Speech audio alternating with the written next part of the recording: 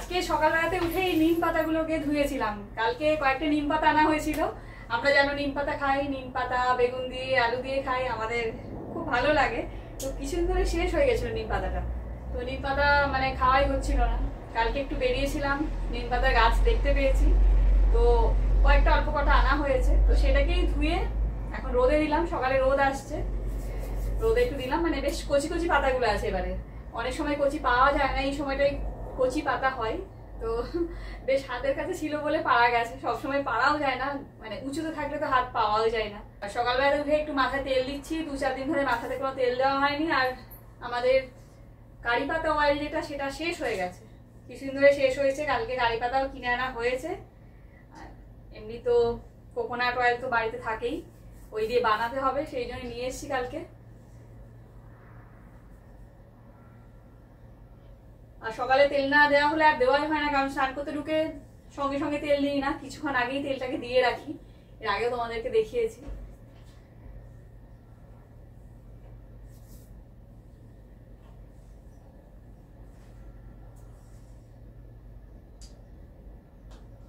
আর এটা হচ্ছে onion oil, onion oil, তারপরে আমন্ড অয়েল সবই ছিল।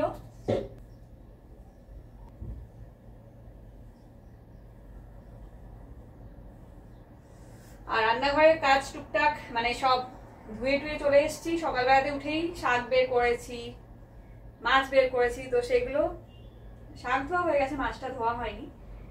চুলে তেল দিয়ে বেশ ভালো লাগছে সকালে উঠেই না, চুলে তেল দিলে আমার খুব ভালো লাগে, কারণ সারাদিন তো আর দেওয়া হয় না, সকালে উঠে দিই। এরপরে দিলে মানে স্নান করার পরে দিলে গরম করে, তো সেই জন্য সকালে উঠে দেওয়ার চেষ্টাই করি। চলো, তেল দেওয়া হলো, এবারে যাই রান্নাঘরে। রান্নাঘরে টুকটাক কাজ করছিলাম, শুরু করেই দিয়েছি। আজকে এই যে মেথি শাক হবে, মেথি শাক আগের দিন তোমাদের দেখিয়েছিলাম এর আগের ভিডিওতে। ওটা রান্না করে ওটা খাওয়া হয়ে গেছে। তারপরে ফ্রিজে একাটি ছিল, একাটি নয় প্রায় অনেকটা ছিল ডেটার, তো সেটাকে আজকে রান্না হবে। তো ধুয়ে জল ঝরিয়েছি, তো এটাকে করা হচ্ছিল, শাকটাকে কাটাই হচ্ছিল।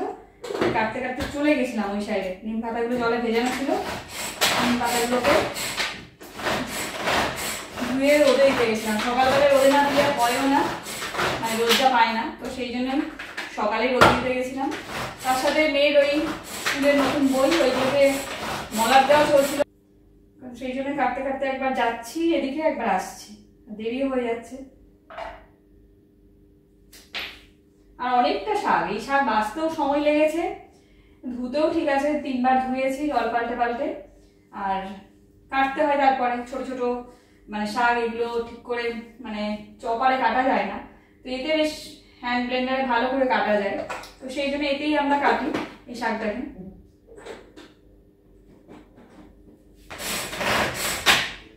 আর এটা হচ্ছে কোকোনাট ওয়াটার, কালকে কিনে আনা হয়েছে কোকোনাট ওয়াটার। এরকম মানে গেলে আমরা 3-4 বোতল কিনে আনি, এখন তো একটু গরম পড়ছে।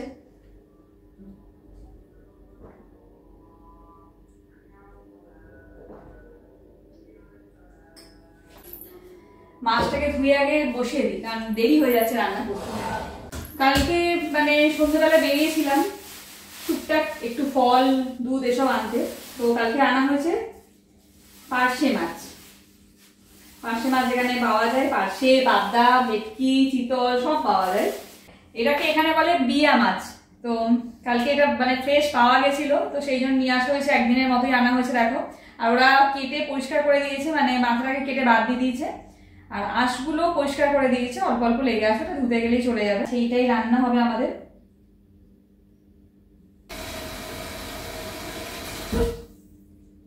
মাছটাকে সকালে উঠে বের করেছিলাম, তো একদম মানে ঠান্ডা নেই, আর বরফটা গলেই গেছে। সকালে উঠে প্যাকেটে শুধুই মানে রেখে দিয়েছিলাম, এতটাই বরফ ছিল প্যাকেট থেকে বের করা যাচ্ছিল না।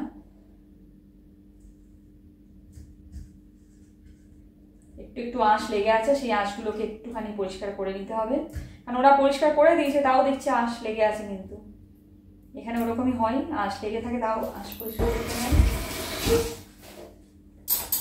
পাবদাও কিন্তু মানে পাওয়া যায়, ওটা ওটা তবে ফ্রোজেন থাকে, পাবদাটা বাংলাদেশ থেকে আসে।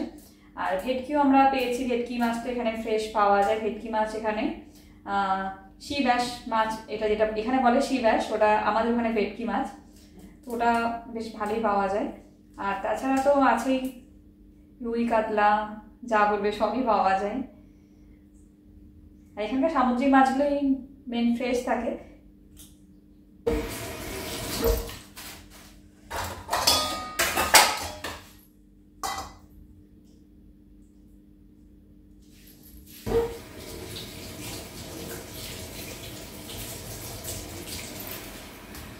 আর এখানে সব মাছ কাটা হয় মেশিনে করে, যেরকম তুমি মানে পিস চাইবে সেটা আগে বলে দিতে হয়, তো সেরকম পিস ওরা করে দেয়। আর আঁশও ছাড়ানো হয় সব মানে মেশিনেই ছাড়ানো হয়। হয়ে গেছে, মাছের অনেক আঁশ বেরিয়েছে, প্রচুর একদম। দেখো কত আঁশ বেরিয়েছে। এখানে পরিষ্কার করেছে, আমাদের এখানে একটা নেট দেওয়া আছে, তো সেই জন্য আঁশগুলো যাবে না খুব একটা, প্যাকেটের উপরেও ফেলি, ওই জন্য নেটটা দিয়ে রাখি। কারণ এর আগে অনেক আমাদের এই যে পাইপটা সেটা প্রচুর জ্যাম হতো, মানে অনেকবার আটকেছে মাছের আঁশ করে। তারপরে সবজি হয়তো সবজির ছোটখাটো টুকরো সব কিছু করে নাড়িটা খুব জ্যাম হতো। তো এখন নেট দিয়ে রেখেছি, তো নেট দেওয়ার জন্য অতটা হয় না।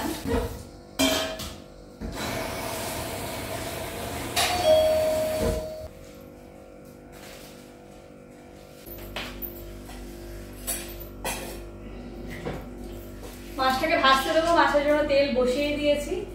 মাছটা তেলটা একটু ভালো করে গরম না হলে হয় না, তো মাছটা ধোয়ার জন্য অপেক্ষা করছিলাম।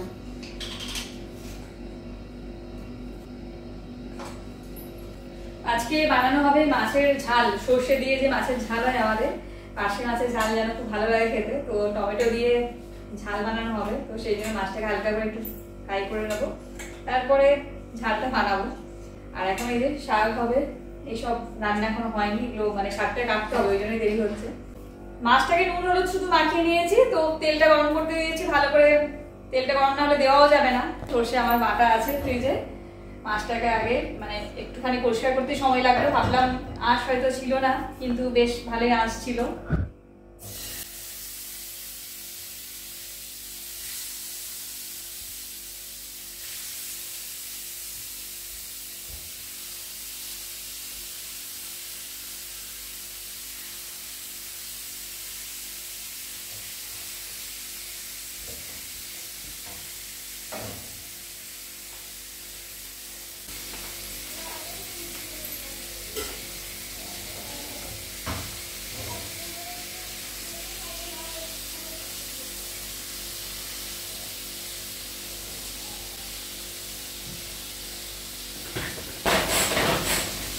শাকটা কাটি, মাছটা ভাজা হোক, ফ্রাই মাছ একটুখানি ভাজতে বেশি সময় লাগবে না, কারণ হালকা করেই ফ্রাই করবো।